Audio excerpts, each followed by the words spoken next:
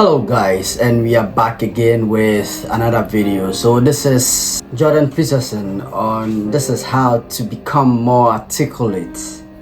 So let's just start. You once said the most dangerous person is one who is articulate. What would you recommend to one who wants to learn to speak in a more articulate manner?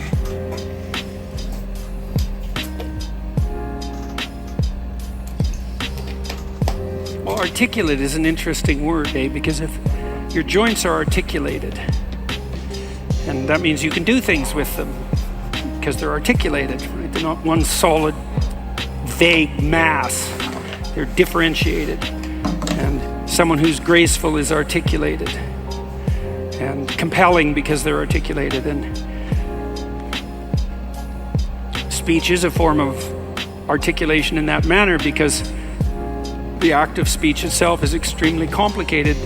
It's a very complicated motor activity, right? It's a very complicated action to dance with your tongue, let's say. Dance with your tongue. And it is definitely the case that there is no more exceptional form of the capacity to be dangerous than to be articulate. And one of the things that really shocks me, and part of the reason that my son and I and our co-workers developed this essay app, is that young men in particular are never taught this. It's like, well, why be literate? Well, do you want to be competent and dangerous, or do you want to be vague and useless? Competent and dangerous. Because those are your options, and I don't care what your job is. It doesn't matter what you end up doing. You know, if you're a plumber, with great respect for plumbers, by the way, and you're articulate, you can negotiate with your clients, you can introduce your co-workers, you can make a case for your employees, you can advertise your services, you can think through your problems. You're firing on all cylinders. Our whole culture is based on the idea of the supremacy of the word. Our whole culture is based on the idea that it is the word itself that extracts habitable order from chaos and possibility. And the reason our culture is predicated on that is because it's a deep truth. And to the degree that our culture actually embodies that, it works. So it's a great thing to be articulate.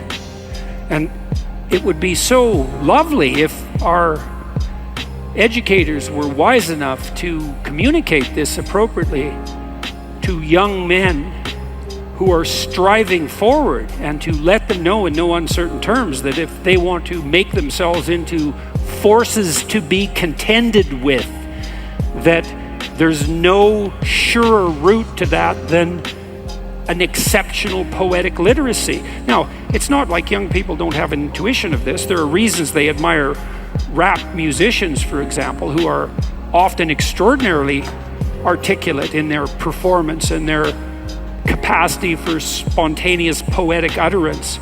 And certainly the greatest people I've met, including great warriors, you might say, are great in no small part because they're articulate. I know a former special services, special operations soldier, Jocko Willink. Some of you might know about Jocko.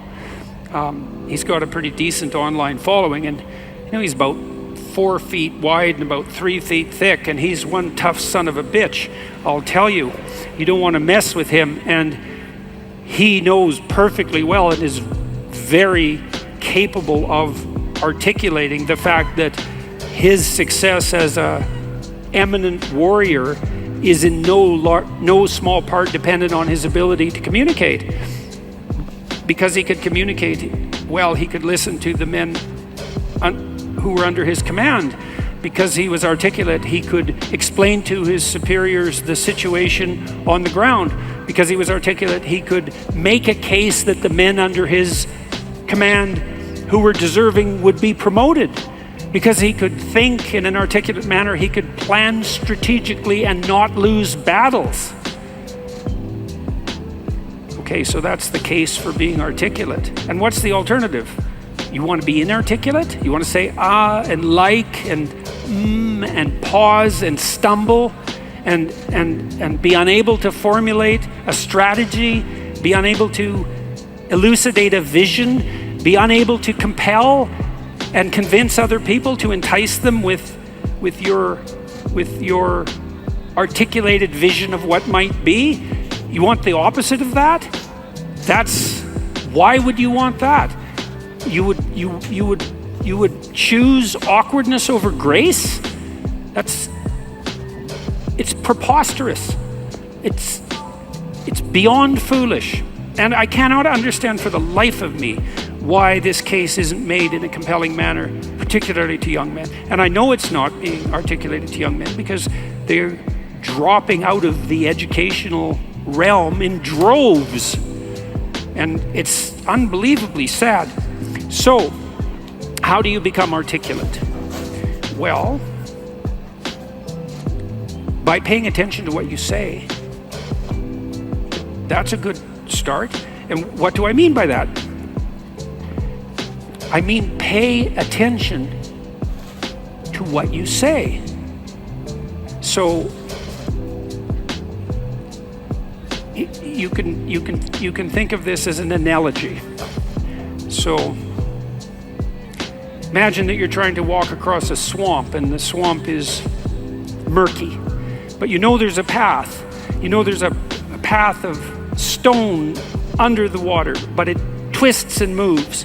And if you stay on the path, you won't drown. The crocodiles in the swamp won't devour you. And as you walk forward, you can feel with your next step where the stone might be.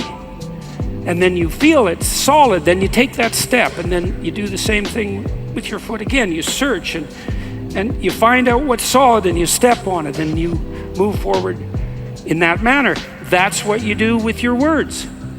It's the same thing. You feel and you feel, is this the right word? Is the fact that I'm uttering it putting me together and making me intact and stronger, or is it tearing me apart and making me dissolute and weak? And you can learn to do that. I learned this in part from reading Carl Rogers, who's a great clinician, and Rogers believed that the integration of language and action was a necessary precondition for operation as an effective clinician, that you had to align what you said with who you were, and that one of the things that your clients would be evaluating you for was that capability. And you might say that someone with that capability manifests themselves as genuine and trustworthy. And more than that, I would say also as compelling and interesting, although that can be gamed, but the entire combination that emerges out of the domain of articulate communication can't be gamed. It's not easily. You feel your way. I noticed 40 years ago when I started thinking these things through that much of what I said actually made me feel weak. I didn't know why exactly, but sometimes some of the things I said didn't have that effect. They weren't accompanied by a sense of shame, let's say. They weren't accompanied with a sense of vulnerability. They were solid. And at the beginning, that was probably only about 5% of what I said. The rest of it was instrumental. You know, it was language I was using to get my way in the manner that Tammy described when she introduced me tonight. There was an arrogance in my use of language that had to do with the desire to attain proximal victories, right? To appear smart, let's say, to win an argument, something like that. A very different idea than merely feeling my way along to see what word was appropriate for what moment. But you can learn to do that. And you can listen to yourself, and you can stop humming and hawing and using like and you know and fillers. And you can take the time necessary to craft your words carefully. And you can practice merely saying what you believe to be true. and you can read. And you can read great writers, and you can write. And you can write about what you think about the problems that obsess you. And you can become articulate as a consequence. And there'll be nothing about that that isn't the adventure of your life. And so it's a moral endeavor in some real sense. Right? To become articulate is to become the master of your own tongue. And to become properly articulate is to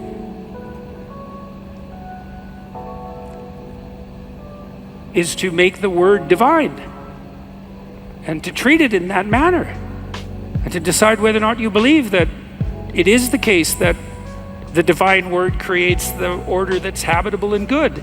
And if you do believe that, well, if you don't believe that, then what do you believe? And if you do believe that, well, go all in. See what happens. See what happens if you become articulate.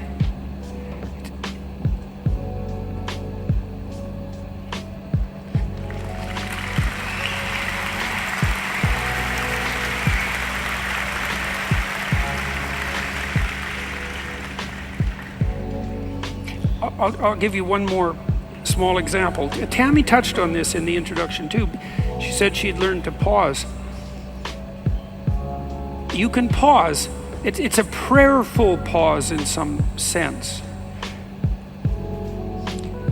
When you're in a discussion with someone, you can ask yourself, they might present you with a question or a conundrum or a proposition, and instead of responding with what you know to be right, so to speak, you could just ask yourself, what do I actually think about that? Mm-hmm. But it has to be a real question. It has to be the kind of question that you'd pose to someone you didn't know. It has to be a question predicated on the idea that you might not know who you are, and that you could ask. And so someone will present you with a question, you think, okay, what do I think about that? But you have to want to know the answer, and then the answer will make itself known, because that's how thought works, and then you can just communicate that answer. And if you do that, you'll be interesting right away. You'll be interesting to the person that you're talking to. And if they do that to you, they'll be interesting too. And then if you both do that, you'll have an interesting conversation. And if you have an interesting conversation, you'll both grow as a consequence. And that's actually the pathway to growth. And you just wait. You can wait. You can open yourself up to the possibility that what needs to be said will make itself manifest, if that's what you are striving for, if that's what you're asking for. And then you can merely communicate that. You have to abandon instrumentality to do that. So one of the reasons Joe Rogan is so successful, by the way, is that that's what Joe does. He just asks questions. He isn't trying to get something from his guests. He's not trying to become more famous. He doesn't need any more money. There's no instrumental utilization of language in his discourse. He's just a humble lunkhead, in the most profound sense, who would like to know more than he knows, and who asks all the stupid questions he can think up. And it turns out that he's actually very, very smart and very well educated now. Yeah. After talking to hundreds and hundreds of people and listening. And so the stupid questions he asks aren't stupid, and they're questions that are shared by virtually everyone who's listening. And he takes his listeners along on this process of exploratory endeavor, and it's the pathway to success. And the same thing can be true of your life. The pathway to success is much,